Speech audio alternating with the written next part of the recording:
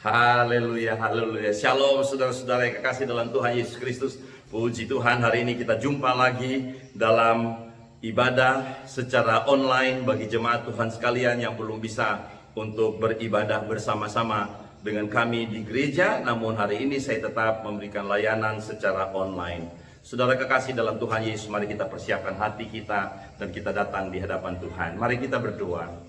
Bapa Surgawi, di dalam nama Tuhan Yesus Kristus, aku hamba-Mu datang mengucap syukur dan berterima kasih. Tuhan telah menjaga kami sepanjang malam.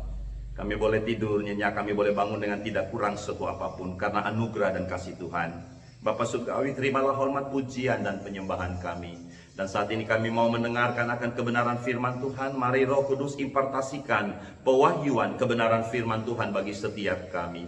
Urapi pendengaran kami, hati dan pikiran kami. Pakai hamba-Mu menjadi saluran berkat untuk menyampaikan isi hati Tuhan.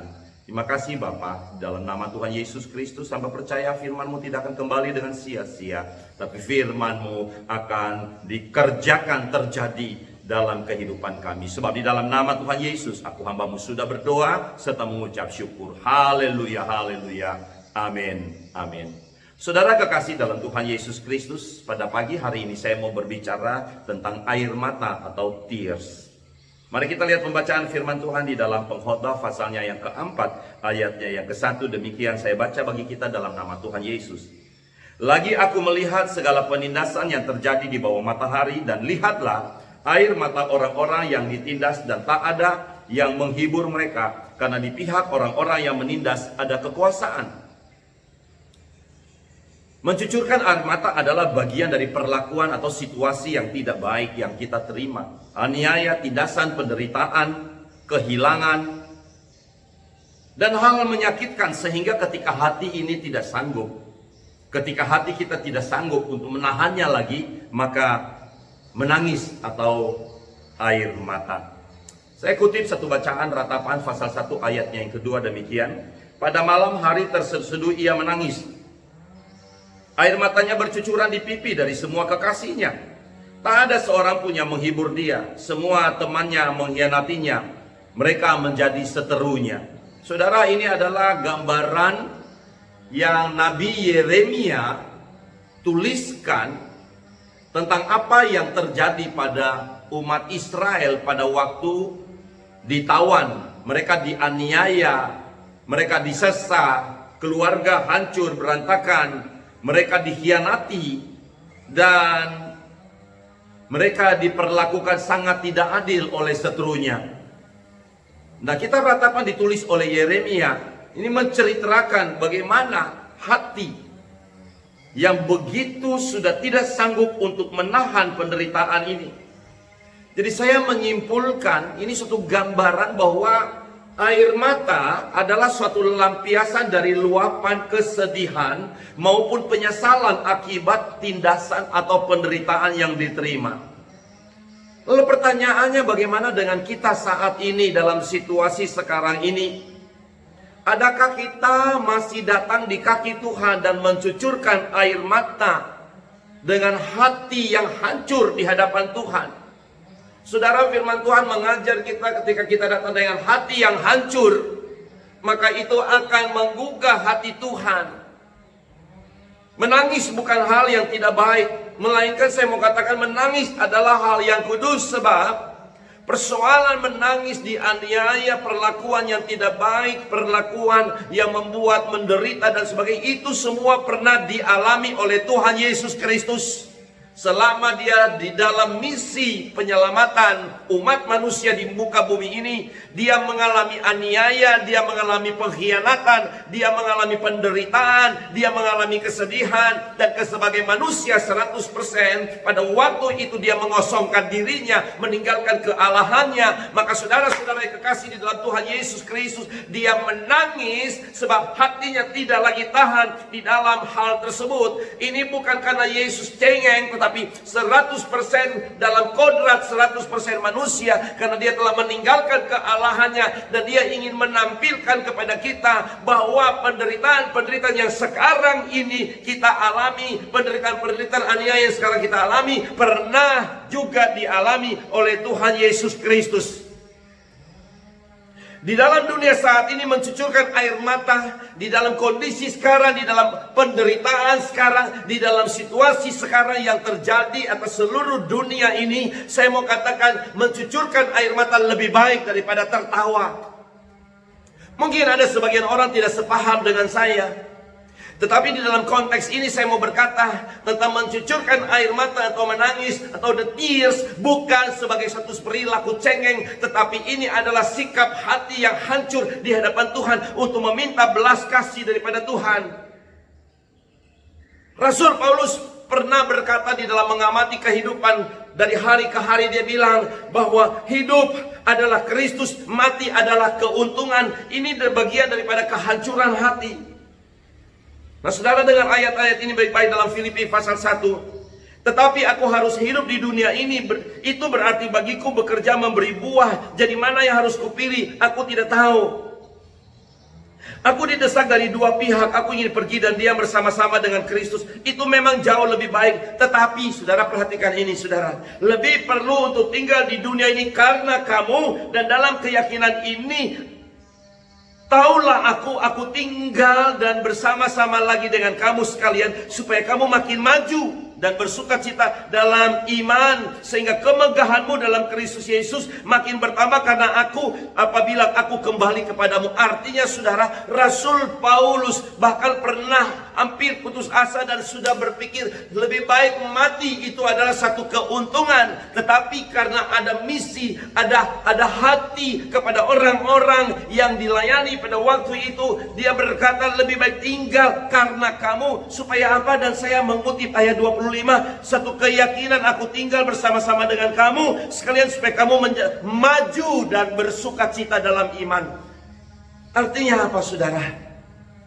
Air mata, bukan air mata egois, bukan air mata atau ada dunia bilang air mata buaya, bukan.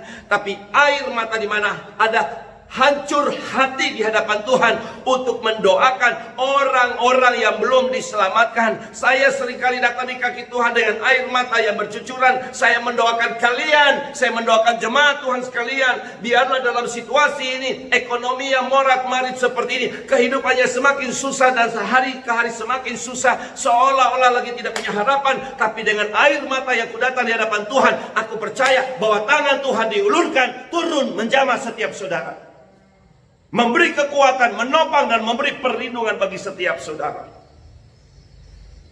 Jadi di dalam situasi seperti ini, beberapa tetesan air mata sebagai gambaran bahwa masih ada perasaan, masih ada kepedulian. Sebab kalau sudah tidak ada air mata, maka saya percaya bahwa situasi akan semakin buruk. Kita tahu antikris semakin kerja dan merajalela dengan setiap propagandanya. Saya bayangkan kalau tidak ada air mata, maka akan semakin buruk dan semakin jahat, semakin parah, dan dosa akan terjadi semakin berlipat kali ganda. Justru karena ada air mata pada pendoa-pendoa syafaat, ada air mata dari hamba-hamba Tuhan, ada air mata dari orang-orang percaya, ada air mata dari saudara, itu menahan setiap kuasa daripada si antikris itu. Katakan amin saudara. Sebab air mata, the tears, adalah gambaran hati, bahwa manusia masih punya hati nurani. Air mata menyadarkan kita tentang keberadaan kita yang terus-menerus bergumul dengan dosa. Di mana ada dosa, harus ada air mata penyesalan. Maka dengan air mata penyesalan itu akan menyucikan dosa yang ada. Kenangan masa silam, suasana menyedihkan, semua itu dapat membuat kita mencucurkan air mata. Jika tidak air mata, maka manusia tidak akan kembali pada promised land atau tanah perjanjian itu. Saya punya satu contoh yang luar biasa dalam Alkitab tentang air mata. Hizkia adalah seorang raja. Saya baca di dalam 2 Raja-Raja pasal 18. Mulai ayat 3. Sorry saudara, mulai dari ayat 1, 2 Raja-Raja pasal 20, ayatnya yang pertama. Pada hari-hari itu Hizkia jatuh sakit dan hampir mati. Lalu datanglah Nabi Yesaya bin Amos dan berkata kepadanya, beginilah firman Tuhan, sampaikanlah pesan terakhir kepada keluargamu, sebab engkau akan mati dan tidak akan sembuh lagi. Ayat 2. Lalu Hizkia memalingkan mukanya ke arah dinding dan ia berdoa kepada Tuhan. Ayat 3. Ah Tuhan, ingatlah kiranya bahwa aku telah hidup di hadapanmu dengan setia dan dengan tulus hati, dan bahwa aku telah melakukan apa yang baik di matamu. Kemudian menangislah Hizkia dengan sangat. Ayat 4. Tetapi Yesaya belum lagi keluar dari pelataran tengah, tiba-tiba datanglah firman Tuhan kepadanya. Ayat 5. Baiklah dan katakanlah kepada Hizkia raja umatku, beginilah firman Tuhan Allah Daud, bapa leluhurmu, telah kudengar doamu dan telah kulihat air matamu. Sesungguhnya aku akan menyembuhkan engkau pada hari yang ketiga. Engkau akan pergi ke rumah Tuhan. Aku akan memperpanjang umurmu, hidupmu 15 tahun lagi, dan aku akan melepaskan engkau dari kota ini dari tangan Raja Asyur. Aku akan memenggari kota ini oleh karena aku dan oleh karena Daud hambaku. Saya waktu merenungkan ini, saya mau berkata begini, saya tidak mengajar jemaat pemirsa semua untuk cengeng. No. Tapi air mata yang tulus disertai dengan kehancuran hati di hadapan Tuhan, itu akan membuat mujizat yang luar biasa. Jangan kita cuma suka dengar khotbah-khotbah tentang mujizat, tetapi introspeksi diri yang kita lakukan tidak pernah terjadi.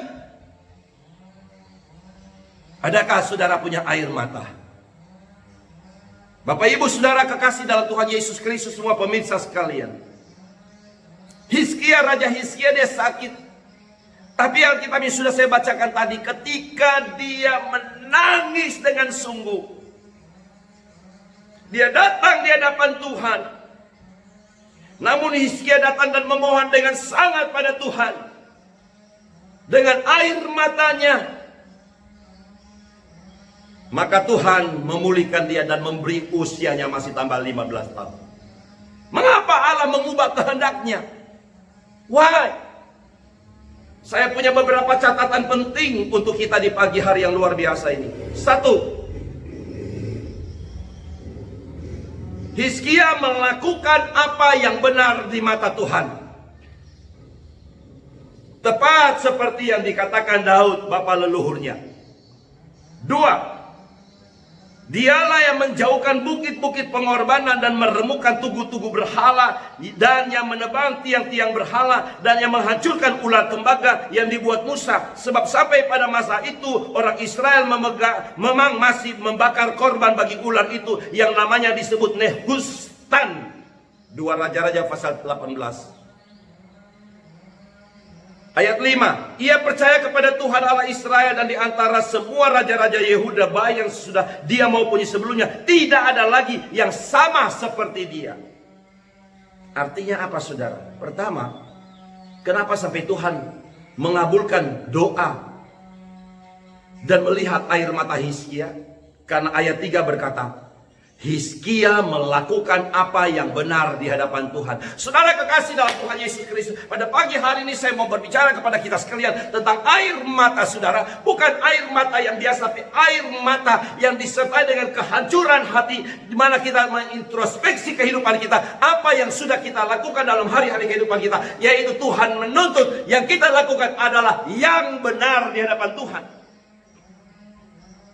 Yang kedua yang Tuhan mau sehingga Tuhan bisa mengubah segala sesuatu yang buruk menjadi baik adalah ketika kita tidak lagi mencintai dunia ini. Saudara-saudara, jangan ada padamu ilah lain di hadapanku. Jangan membuat patung model apapun dan sujud menyembah kepadanya.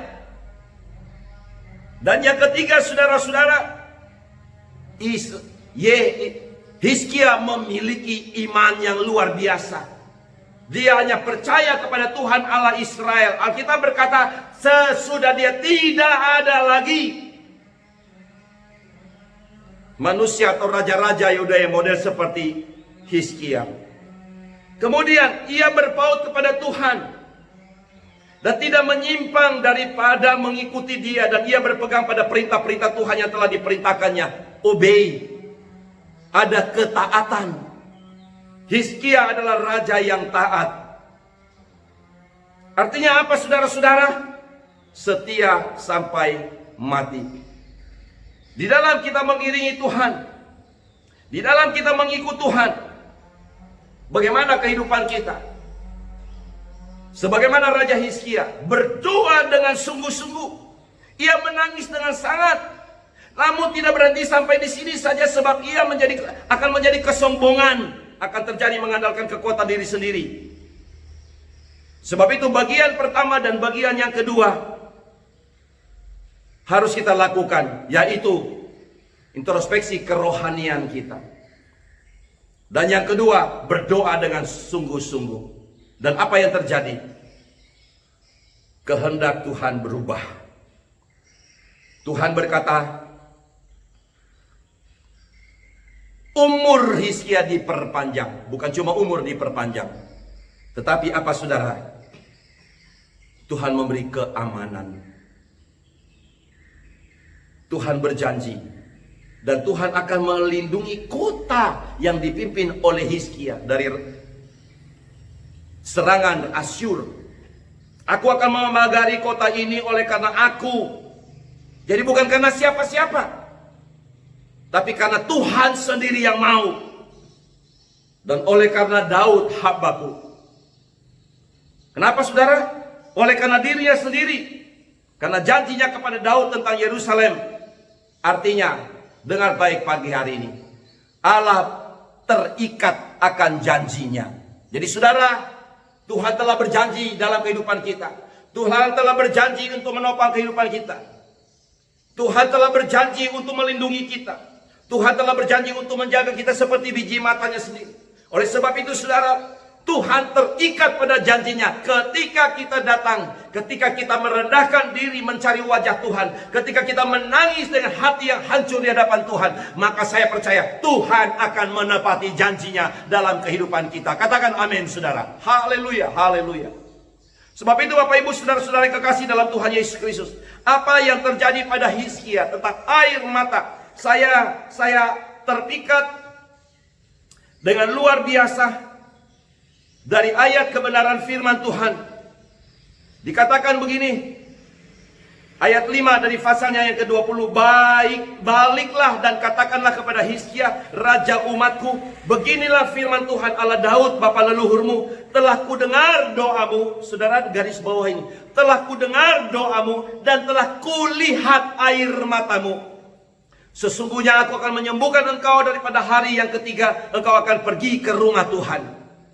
Saya ingat satu pengalaman supernatural yang pernah saya alami puluhan tahun yang lalu ketika saya bermisi merintis di pedalaman Kalimantan Barat ini.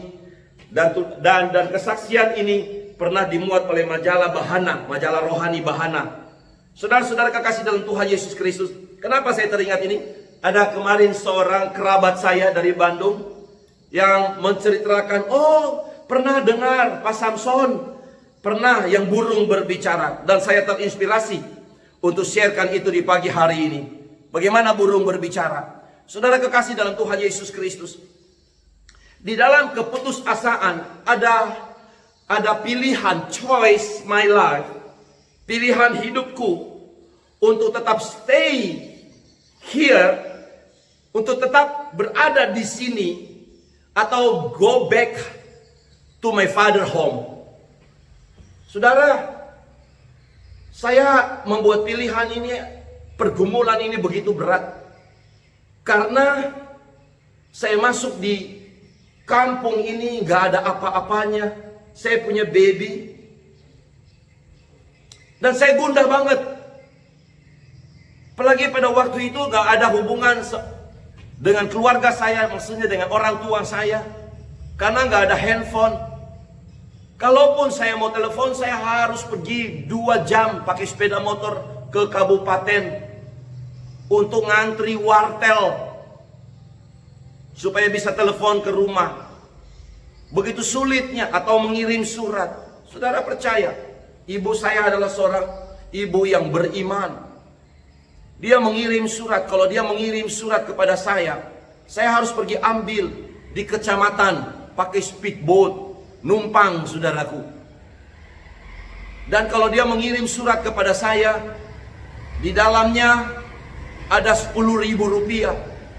Waktu itu, kalau saya nggak salah ingat, uang yang paling besar itu 10.000 rupiah. Dibungkus pakai karbon. Karbon kalau kita di mesin ketik itu pakai karbon, yang ketik bisa ada kopinya. Sekarang saya nggak tahu masih ada nggak. Dan dibungkus pakai karbon supaya ketika di terawang nggak bisa kelihatan bahwa ada money di dalamnya. Dan kalau saya dapat 10.000 dari ibu saya, hati ini begitu bersyukur dan bersyukur. Nah saudara, dengan ini saudara bisa menggambarkan betapa sulitnya, betapa rumitnya kehidupan perintisan jemaat pada waktu itu. Saya tukang listrik, tapi saya masuk di kampung yang gak ada listrik. Saya nyangkul bikin kebun untuk makan sehari-hari. Orang ngomong sih mah orang gila, ini mah orang gila. Tapi saya gak tahu, seperti Rasul Paulus berkata, mati adalah keuntungan, tetapi lebih baik karena kamu. Maka aku harus tinggal supaya apa? Aku akan melihat sukacitamu di dalam imanmu kepada Tuhan. Saya bertahan. Dan suatu ketika, jujur sebagai manusia, saya hopeless.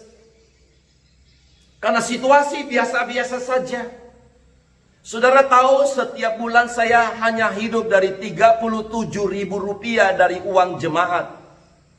Selanjutnya istri saya bikin kue-kue kecil untuk jual di sekolah. Dan akhirnya dia jadi guru gratis untuk mengajar anak-anak Kristen. Karena tidak ada guru Kristen. Jadi anak-anak itu main pada jam agama.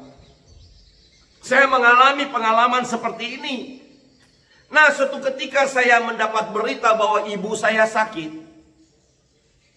Saudara kekasih di dalam Tuhan Yesus Kristus, saat inilah saya hopeless. Mau pulang, I have no money. Tinggal di sini, saya gelisah bagaimana keadaan ibu saya. Dan saya mengambil waktu datang di kaki Tuhan. I am fasting. Saya menangis di hadapan Tuhan. Saya berdoa dengan hati yang hancur. Bukan karena cengeng, tetapi hati yang hancur di hadapan Tuhan. Kekasih di dalam Tuhan Yesus Kristus. 3 days I am fasting. Tetapi seolah-olah the sky like copper. Langit sudah jadi tembaga, gak ada jawaban. Ketika saya dalam kondisi seperti itu untuk mengambil keputusan mundur. Tuhan, I cannot. Aku udah gak bisa. Terlalu menderita. Makanya saudara, saya mau beritahu buat saudara. Pada waktu-waktu itu, gak ada orang yang mau pelayanan di daerah ini, saudara. Karena kehidupan yang sulit. Pernah ada hamba Tuhan yang melayani di daerah ini untuk menyambung nafkah hidupnya. Karena di seberang ada perkebunan sawit. Dia harus menjadi buruh kasar untuk mikul pupuk. Dengan kalau nggak salah saya pada waktu itu 1 karung pupuk 15 rupiah upahnya. Dan si hamba Tuhan ini harus pikul pupuk. Pikul pupuk dari kapal ke gudang, dari kapal ke gudang untuk biaya hidup. Saudara bayangkan betapa sulitnya pada masa-masa itu. Kekasih dalam Tuhan Yesus Kristus, dalam situasi seperti ini, akhirnya saya berkata buat istri saya pulang. Kita pulang ke Ambon, karena saya kelahiran Ambon dan punya rumah di Ambon. Namun apa yang terjadi suatu saat ketika saya duduk, pada waktu-waktu itu saya belum berbuka, saya masih fasting. Saya duduk di meja belajar saya dari triplex, dan kursi saya itu dari kaleng kopi. Kaleng kopi yang 20 kg. Saya taruh dan saya alasin kain untuk sebagai tempat duduk saya. Apa yang terjadi saudara? Ketika saya duduk, tiba-tiba istriku datang dan dia mau memijit pundak saya. Dan dia hanya memberikan beberapa pesan. Pak, dengar burung tuh ngomong sama kamu. Saya tanya ngomong apa, dia sendiri bilang gak tahu. Dia hanya cuma untuk datang dan berkata buat saya, burung lagi berbicara dengan kamu. Kemudian saya seperti dikuasai oleh roh Tuhan pada waktu itu. Dan pendengaran saya, indera saya memang mendengar suara kicauan burung. Di sini orang sebut burung kacer. Jadi kebetulan di luar jendela saya itu ada pohon beletek, pohon rambutan. Dan burung kacer ini, yang hitam putih ini, atau burung murai kalau nggak salah. Bukan murai batu atau yang merah, ini yang hitam putih, yang biasa. Itu lagi berkicau, dan saya dengar persis lagi berkicau. Tapi kemudian saudara, Roh Tuhan seolah-olah membawa saya, membuat saya menjadi fokus tentang kicauan burung ini. Dan saudara, apa yang terjadi ketika saya dengar kicauan burung ini? Kicauan yang tadinya dia berkicau itu tiba-tiba berubah, dan semakin berubah dan semakin jelas di pendengaranku. Kicauan itu diubah menjadi kata-kata, dan kata-kata berkata, bertahanlah, bertahanlah. Setiap bunyi kicauan itu diubah menjadi bertahanlah. Tidak ada kalimat yang lain. Hanya bertahanlah, bertahanlah, bertahanlah, bertahanlah. Terus menerus bertahanlah. Dan apa yang terjadi? Roh Tuhan memenuhi saya tersungkur di lantai papan itu. Dan saya menangis di hadapan Tuhan. Dan aku katakan, I'm so sorry. Tuhan ampuni aku. Forgive me, my Lord. Ampuni saya Tuhan, ampuni saya. Dan pada waktu itu Roh Tuhan menjamah saya. Dan saya dilengkapi oleh Tuhan. Saya memiliki iman yang teguh. Saya dilawat oleh Tuhan. Saya dipenuhi oleh Tuhan. Dan ada kekuatan baru. Dan saya berkata, yes, saya akan mentuntaskan misi pelayanan ini. Saudara tahu, 30 years, 30 tahun. Saya berada di tempat yang sekarang saya lagi khotbah. Tempat ini nggak ada di peta. Nggak ada, saudaraku. Nggak ada di peta, provinsi pun nggak ada di peta. Namanya bukan Kuala Lumpur, tapi Kuala Buayan. Saudara kekasih dalam Tuhan Yesus Kristus, kalau saudara simak khotbahku minggu lalu tentang optimis, ini yang terjadi. Saya melayani di tempat ini. Saudara lihat apa yang terjadi. Orang nggak menyangka ini gereja di pedalaman modernnya seperti ini. Semua saya rancang sendiri. Saya finishing sendiri. Electricity saya pasang sendiri. Semua saya kerjakan. Sampai mimbar ini pun saya lakukan sendiri. Dan Tuhan dengan tangannya dia ulurkan untuk memberi kekuatan buat saya. Ini artinya the tears, air mata. Air mata yang Tuhan mau, air mata dari ketulusan, air mata dari kehancuran hati, air mata dari kerendahan hati, air mata kepada jiwa-jiwa yang terhilang, air mata dalam situasi ini Tuhan mau, dalam situasi kita mengalami situasi virus COVID-19, mengalami situasi yang sangat tidak enak, mengalami situasi yang begitu mencekam, mengalami situasi di mana ekonomi mulai mengalami kemerosotan yang luar biasa. Dan saya dengar day by day itu para bos-bos besar satu persatu meninggal, satu persatu tewas oleh karena COVID-19. Saudara, ada lagi di Surabaya kemarin ada bos-bos besar saudaraku bikin pertemuan. Saudara, dari berapa belasan orang 6 meninggal. Saudara, ini terjadi day by day. Semua mulai berguguran. Tapi saya percaya anak-anak Tuhan yang hatinya hancur di hadapan Tuhan, yang datang menangis di hadapan Tuhan, Tuhan akan memberikan kekuatan baru. Berarti menangis itu baik adanya. Sebagaimana Hizkia menangis di hadapan Tuhan dengan sungguh. Tuhan berkata, aku telah mendengar doamu dan aku telah melihat air matamu. Tangisilah negeri kita. Tangisilah jiwa-jiwa. Tangisilah rumah tanggamu. Jangan pernah menggerutu lagi. Tangisi suamimu. Tangisi istrimu. Jangan mengeluh. Tuhan mau ada kehancuran hati. Bukan keangkuhan, bukan kekerasan hati. Bukan penggerutuan. Bukan persungutan. Tapi Tuhan mau ada kehancuran hati. Adakah kita punya hati yang hancur di hadapan Tuhan?